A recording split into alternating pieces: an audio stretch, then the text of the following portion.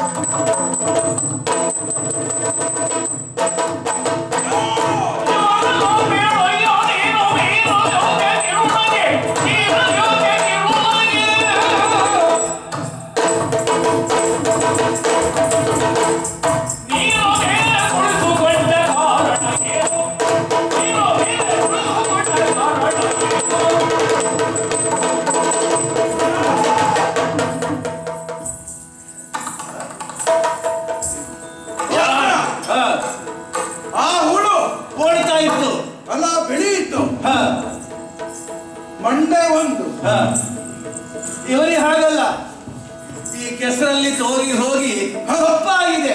ಆ, ಹಾಗಿದ್ರೆ ತಲೆ ಒಂದು ಒಂದೇ ತಲೆ, ಅದು 5 ತಲೆ. ಹ, ಇವನಲ್ಲೇ ಕೇಳಿದ್ರೇನು ಏನು ಈ ಹುಳು ಹ, ಮೊದಲು ಇದ್ದವನು ಯಾರು? ನೀವೇನು?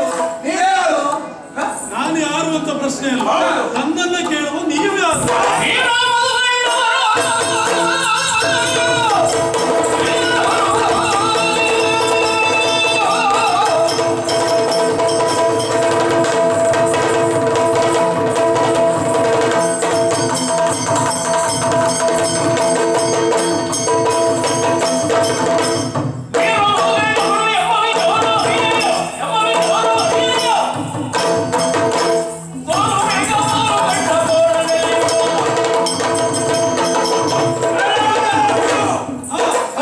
ನಾವು ವೀರ ದೂರ ಗಂಭೀರ ಅಷ್ಟು ದೊಡ್ಡ ಹೆಸರು ನಿನ್ನದು.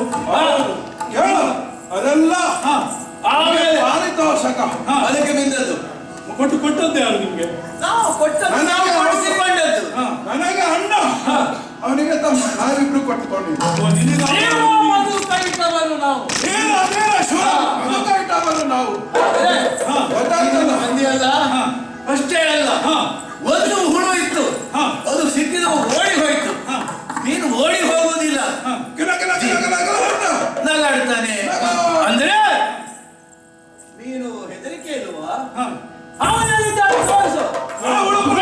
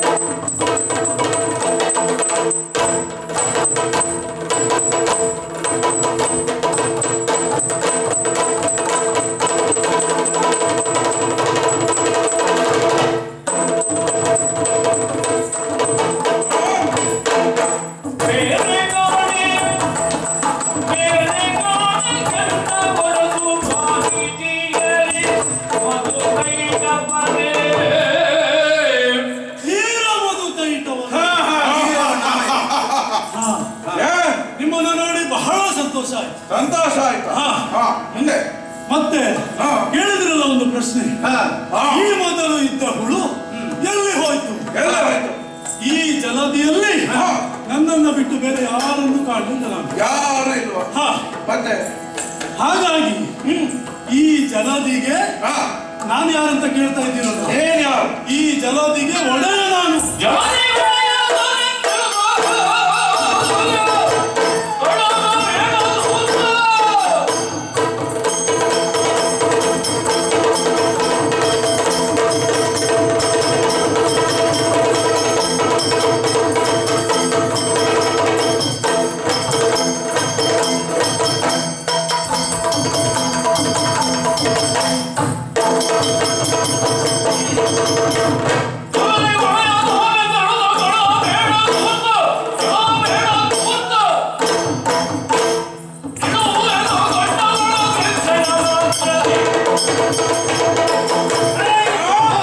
ಏನು? ಜಲದಿಗೆ ಒಡೆಯ ನಾನು. ಎಲ್ಲಿಗೆ ನೀನು ಒಡೆಯನೋ? ನಿನಗೆ ಪುರಾವೆ ಅದಕ್ಕೆ ಪುರಾವೆ ಏನಿದೆ? ಪುರಾವೆ ನಿನಗೆ ಬೇಡ. ಅಧಿಕಾರ ಕೊಟ್ಟವರು ಯಾರು? ಹಾ. ಯಾವಾಗ ಕೊಟ್ಟದ್ದು? ಹಾ. ಹೇಳು ನೋಡೋಣ. ಈ ಜಲದಿಯಲ್ಲಿ ಮೊದಲು ಕಾಣಿಸಿಕೊಂಡದ್ದು ನಾನು. ಅಯ್ಯೋ. ಹಾಗಾಗಿ ನಾನೇ ಒಡೆಯ ಅಂತ. ಯಾರನ್ನೂ ನೀನು ನೋಡ್ಲಿಲ್ಲ. ಹಾ. ನೋಡಿದ್ದು ಯಾರು ಈ ಜಲವನ್ನು? ನೀನೇ ಅಂತ ಹೇಳಿ. ಹಾ. ಒಪ್ಪೋದಿಲ್ಲ. ಹಾ. ಒಪ್ಪೋದಿಲ್ಲ. ನೀವು ಜಲದಿಗಪ್ಪು. ಇಲ್ಲಿಗೆ ಅಧಿಕಾರಿಗಳು ನಾವು ಮೊದಲು ಕೈಟವರು ನೀವು ಅಂತ ಹೇಳುದಾ? ಹೌದು. ಹಾಗಾದ್ರೆ ಈಗ ನಿರ್ಧಾರ ಆಗುದು ಹೇಗೆ? ನಿರ್ಧಾರ ಹೇಗೆ ಮಾಡುವುದಾದ್ರೆ ಹೇಳಿ. ಹೇಗೆ ಮಾಡುವ? ಮಾಡಿ ಯಾರು ಜಯಶಾಲಿಗಳಾಗ್ತಾರೆ. ಹಾ. ಹಾ. ಕಳಿಸ್ಬೇಕಲ್ವಾ? ಬಾ.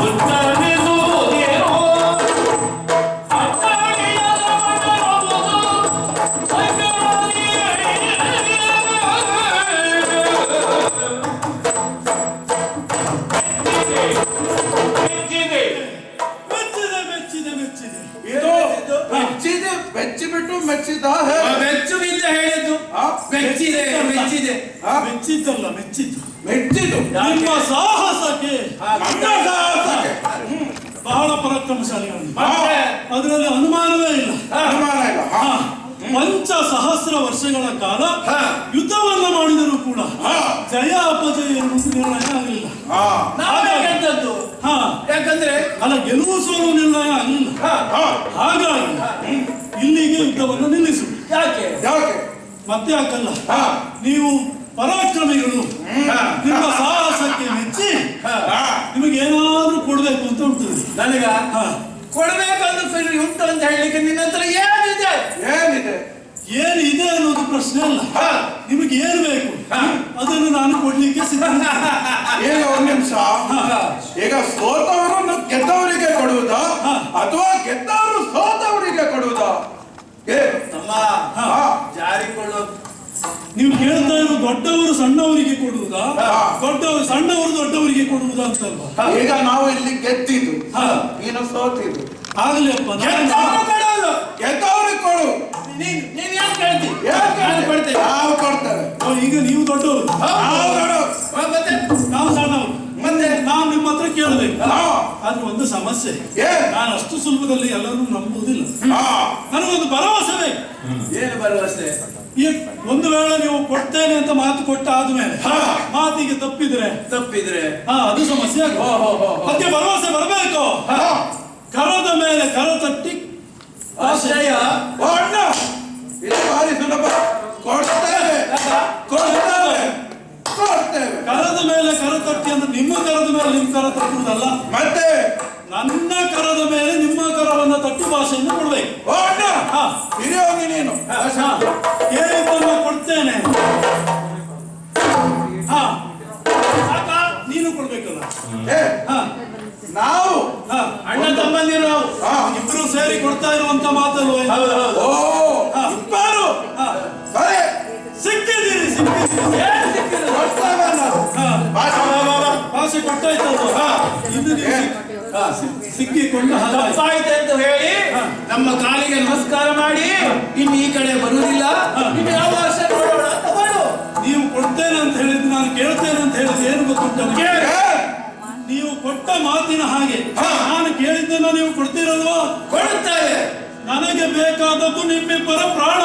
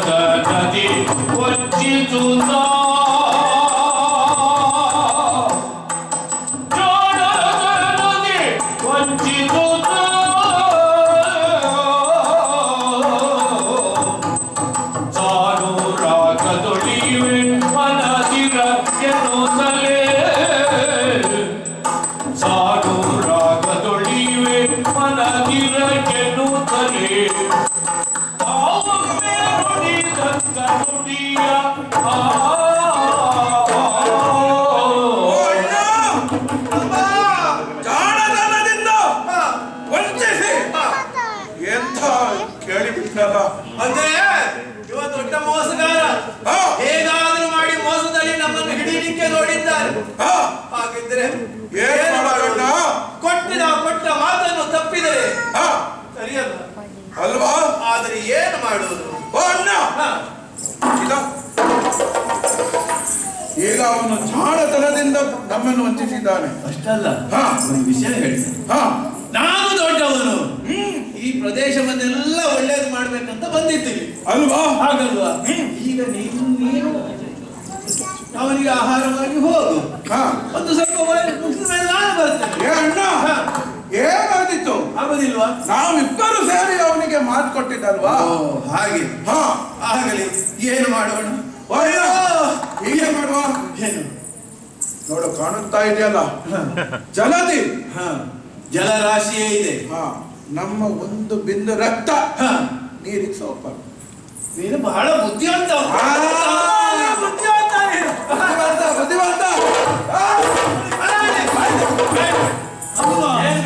ಸಮಯ ಹಾಳು ಮಾಡಬೇಡಿ. ಸಮಯ ಹಾಳು ಮಾಡ್ಲಿಕ್ಕೆ ನಮಗೆ ಪುರುಸೊತ್ತಿಲ್ಲ. ನಾನು ಕೇಳಿದ್ದನ್ನು ಆದಷ್ಟು ಬೇಗ ಕೊಡಿ. ನಾವು ಕೊಡ್ತೇವೆ. ನಮ್ ಒಂದು ಸಮಸ್ಯೆ ನಾವು ಒಂದು ಏನೋ ಕೇಳ್ತೇವೆ, ಅದು ನೀವು ಒಪ್ಪಿಕೊಂಡರೆ ನಮ್ಮ ಒಪ್ಪಿಕೊಡ್ತೇನೆ ಅಂತ ಕೊಡಿ. ಒಪ್ಪಿಕೊಡ್ತೀವಿ. ಏನು ಸಮಸ್ಯೆ ಇಲ್ಲ. ಯಾವಾಗ ಕೊಡ್ತೀನಿ ಹೇಳಿ. ಈಗ ಕಾಣುತ್ತಿದ್ದಲ್ಲ ಜಲದಿ, ಹಾ ಇದಕ್ಕೆ ನಮ್ಮ ಒಂದು ಬಿಂದು ರಕ್ತ ತಾಗಬಾರದು. ಹಾ. ಹಾಗೆ ಹೇಗೆ ಮಾಡ್ತೇನೆ ನೋಡು. ಒಂದು ಬಿಂದು ನೀರು ನಿಮ್ಮ ದೇಹಕ್ಕೆ ಸೋಕದ ಹಾಗೆ ನಿಮ್ಮ ಪ್ರಾಣವನ್ನು ನಾನು ತಗೊಳ್ಬೇಕು. ಬಹುಶಃ ನಿಮ್ಗೆ ನಾನು ಯಾರು ಅಂತ ಗೊತ್ತಾಗಿಲ್ಲ. ನೀ ಯಾರಾದ್ರೂ ನನಗೇನು, ನಾನು ಯಾರು ಅಂತ ನಿಮಗ್ ಗೊತ್ತಾಗ್ಬೇಕು ಅಂತಾದ್ರೆ ನಿಮ್ಮ ಜ್ಞಾನ ಚಕ್ಷುವನ್ನು ತೆರಬೇಕು. ನೋಡಿ,